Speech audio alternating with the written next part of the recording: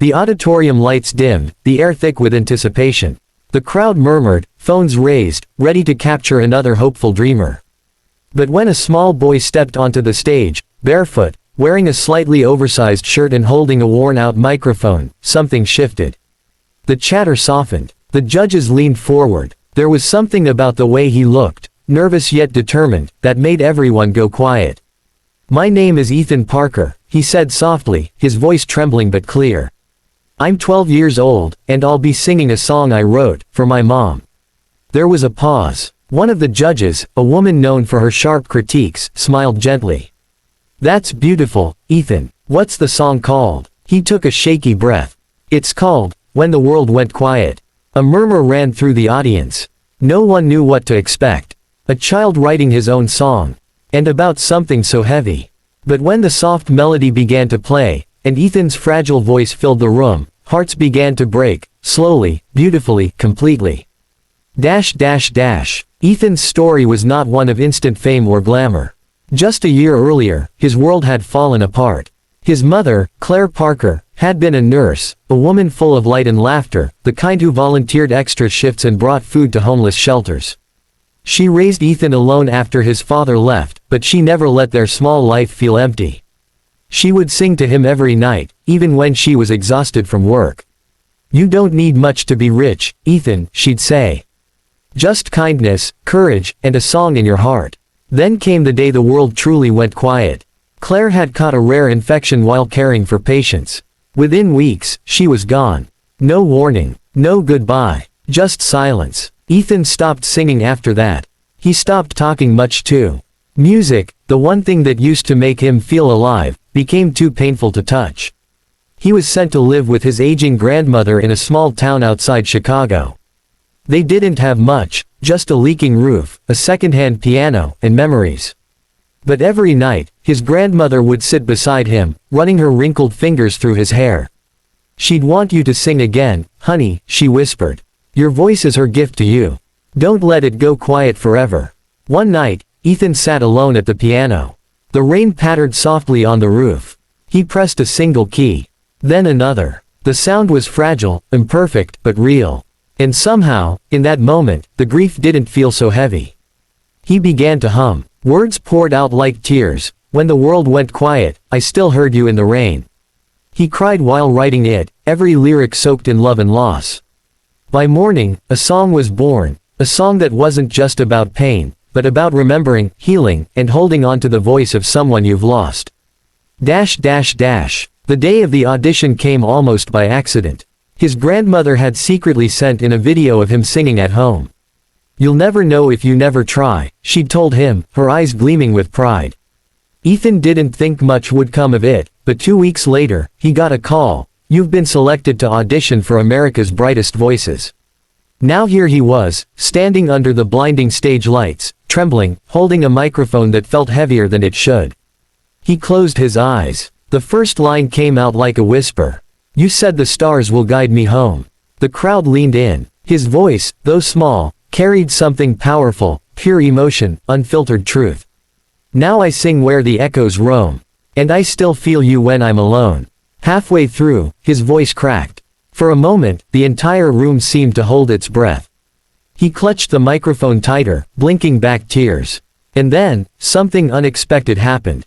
A soft hum rose. From the audience, people began humming along, as if urging him to keep going. Even the judges were on the edge of their seats, eyes glistening. He lifted his gaze, took a deep breath, and sang the chorus with everything he had. "When the world went quiet, I still heard your song. It told me to keep living, to stay brave, to stay strong." It wasn't just a performance. It was a moment, a bridge between pain and healing, between one heart and thousands. By the time he reached the final note, the entire audience was standing. Some clapped. Some wept openly. Even the camera operators had stopped moving, frozen by the power of a child's truth. Ethan stood silently, clutching the microphone, unsure what to do. The crowd erupted in cheers, shouting his name. One judge, a man known for his cold demeanor, wiped his eyes before speaking. "Ethan, I've been in this business for 25 years, and I've never seen anything like that. You didn't just sing a song, you told a story the whole world needed to hear. Another judge, with tears streaming down her cheeks, whispered, you made us remember what love sounds like. Ethan smiled timidly. I just wanted her to hear me. Wherever she is. Then, without hesitation, one of the judges stood up and slammed the golden buzzer. The hall exploded in gold confetti. Ethan froze as it rained down, covering his tiny frame. The judges stood, clapping through their tears. His grandmother, watching from the side stage, pressed a trembling hand to her heart, whispering, that's my boy. In the weeks that followed, Ethan's story spread across the world. The video of his performance broke records, millions of views in days. People wrote to him from every corner of the globe, soldiers who lost friends, parents mourning children, and strangers who simply said his song gave them hope. Ethan didn't chase fame. He didn't do interviews or product endorsements. Instead, he and his grandmother used the donations that poured in to start the When the World Went Quiet Foundation, dedicated to supporting children who lost parents. Music heals, he said in his quiet way.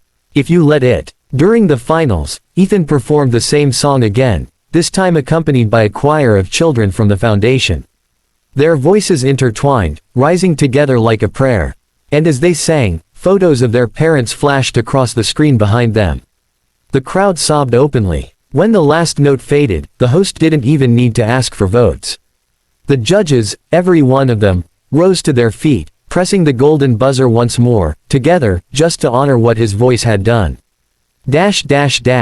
After the show, Ethan returned home. He didn't change much. He still went to school, still helped his grandmother with groceries, still played piano late into the night. But he had learned something powerful, that sometimes, the smallest voices carry the biggest truths. Months later, he performed at a charity event in New York. The crowd was filled with doctors, nurses, and first responders. He dedicated his song that night to them, to the quiet heroes like his mother who gave everything for others. This is for all the people who keep singing, even when the world goes quiet, he said before the music began. And when he sang the final line, your love still echoes, even when I'm alone, people didn't just applaud. They stood, crying, hugging strangers. For a few minutes, everyone remembered what really mattered.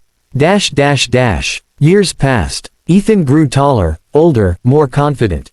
He never forgot that night, the golden buzzer, the tears, the gold confetti, but what stayed with him most wasn't the fame. It was the feeling of being seen, of turning pain into something beautiful.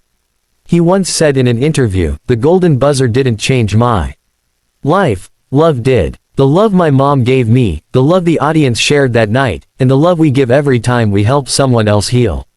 Today, When the World Went Quiet, is sung in schools, hospitals, and memorials across the world.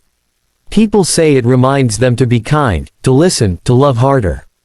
And though the lights have dimmed and the cameras moved on, one image remains burned into everyone's memory. A small boy standing under a shower of gold confetti, his face tilted toward the sky, singing to the mother he lost, and to every heart that ever needed to believe again.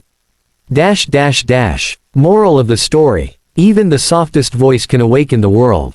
Pain can become purpose. And when love speaks through kindness, it echoes forever, long after the applause fades.